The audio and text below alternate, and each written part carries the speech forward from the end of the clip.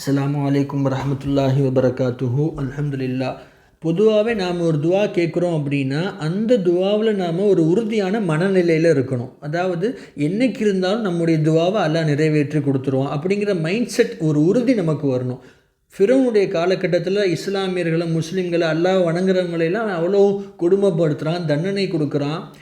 இதெல்லாம் கவனிக்கிற மூசா அலைஹிஸ்ஸலாத்து வஸ்ஸலாம் அவர்கள் இஸ்லாத்திற்காக, பொதுமக்களுக்காக யா அல்லாஹ் ஃபிரௌனை அழிச்சிட்றா அல்லான்னு துவா செய்கிறாங்க. கவனித்து பாருங்கள், அல்லாஹ் கிட்ட துவா கேட்குறது யார்? அல்லாஹ்வுக்கு ரொம்ப ரொம்ப க்ளோஸான நெருக்கமான ஒரு நபி. அவங்க தனக்காக கூட கேட்கல, பொதுமக்களுக்காக, இஸ்லாத்துக்காக ஒரு துவா செய்கிறாங்க. ஆனால் அல்லாஹு தாலா அந்த துவாவையே 40 வருஷம் கழித்து தான் ஏற்றுக்குவான். ஆனால் மூசா அலைஹிஸ்ஸலாம் அந்த 40 வருஷத்தில் ஒரு தடவை கூட, ஒரு செகண்ட் கூட, ஒரு நாள் கூட நம்முடைய துவாவை அல்லாஹ் ஏற்றுக்காமல் போயிட்டானோ அப்படின்ற ஒரு எண்ணம் அவங்களுக்கு வரல. அதனால தான் அல்லாஹ் அத்தனை வருஷம் ஆனாலும் அவங்களோட துவாவை நிறைவேற்றி கொடுத்தான்.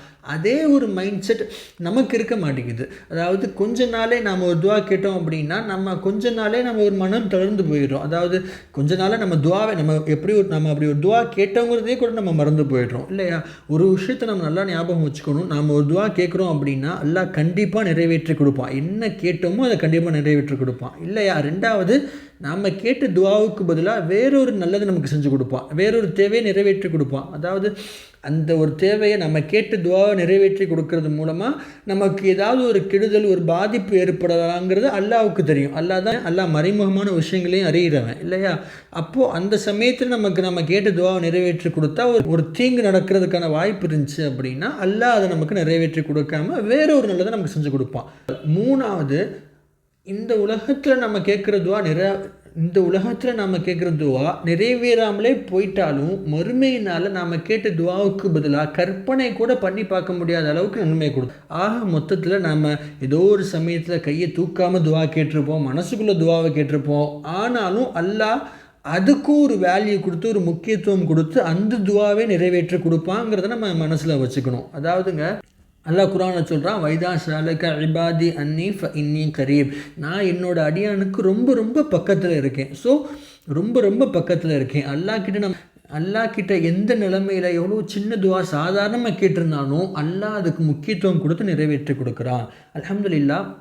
அப்போ முதல் விஷயம், நாம் கேட்குற துவாவில் நாம் உறுதியாக இருக்கணும். ரெண்டாவது, நாம் துவாவை பரிபூர்ணமாக கேட்கணும், ப்ராப்பராக கேட்கணும். பெரியோர்கள் நமக்கு சொல்லி கொடுக்குறாங்க, நம்ம ஒரு துவாவை ஆரம்பிக்க போகிறோம் அப்படின்னா அல்லாஹ்வை புகழ்ந்து ஆரம்பிக்கணும். அதுக்கு அரபிக்கில் தான் அல்லாஹ் புகழணும்லாம் அவசியம் இல்லை. அல்ஹம்துலில்லாஹ்னு சொல்லி ஆரம்பிக்கலாம், அல்லாஹ்வுக்கே புகழ் அனைத்தும் சொல்லி ஆரம்பிக்கலாம், தமிழ்லே சொல்லி நம்ம ஆரம்பிக்கலாம். அதே மாதிரி துவாவுடைய கடைசியில் ரசூல்லாவுக்கு ஒரு துவா செஞ்சியா அல்லாஹ், ரசூல்லாவுக்கு சாந்தியை குட்றா அல்லாஹ், ரசூல்லாவுக்கு சமாதானத்தை குட்றா அல்லாஹ், ரசூல்லாவுக்கு ஹவுலுல் கௌசரை குட்றா அல்லான்னு ரசூல்லாவுக்கு துவா செஞ்சு முடிக்கலாம். அப்போது அல்லாஹ்வை புகழ்ந்து ஆரம்பிக்கணும், ரசூல்லாவுக்கு துவா செஞ்சு முடிக்கணும். துவாவுக்கு நடுவில் அதே மாதிரி துவாவுக்கு நடுவில் பெற்றோர்களுக்கு கண்டிப்பாக துவா செய்யணும். ஏன்னா பெற்றோருக்காக நம்ம துவா செய்யலை அப்படின்னா நம்முடைய துவா முதல் வானத்தை தாண்டாதான். நவுது பில்லா. அதாவது ஒருத்தர் கண்ணீர் விட்டு துவா செய்கிறார், தஹஜ்ஜுத் துவா செய்கிறார், நோன்பு வச்சு துவா செய்கிறாரு, இருந்தும் அந்த துவாவில் அவருடைய பெற்றோரை மறந்துட்டார் அப்படின்னா, பெற்றோரை விட்டுட்டார் அப்படின்னா அல்லாஹ் அந்த துவாவை ஏற்றுக்கொள்ளவே மாட்டான்.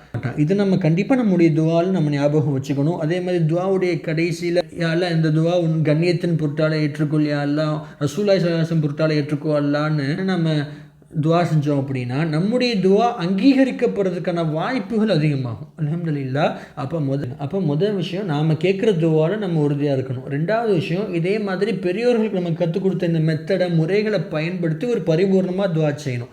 மூணாவது, ரொம்ப சிம்பிள், நாம் கேட்குற துவா நிறைவேறிச்சுனாலோ இல்லை அல்லாஹ் நமக்கு ஒரு நல்லது நமக்கு செஞ்சுருக்கா, நம்ம வாழ்க்கையில் ஒரு நல்லது நடக்குதுனாலோ அல்லாஹ்வுக்கு அதுக்காக நன்றி செலுத்தணும். பொதுவாகவே நமக்கு நடக்கிற நன்மைகளுக்கு, நல்ல காரியங்களுக்காக நம்ம அல்லாஹ்வுக்கு நம்ம நன்றி செலுத்திட்டோம் அப்படின்னா அடுத்த முறை நமக்கான தேவை வரும்போது நம்ம அல்லாஹ் கிட்ட துவா கேட்காமலேயே அல்லாஹ் நம்முடைய தேவைகளை நிறைவேற்றி கொடுத்துருவான் இன்ஷா அல்லாஹ். ஆக நம்முடைய ஹலாலான ஹாஜத்துகளை வல்ல அல்லாஹ் ஏற்றுக்கொள்வானாக, ஈருலக வெற்றி தருவானாக. அஸ்ஸலாமு அலைக்கும் வரஹ்மத்துல்லாஹி வபரகாத்துஹு.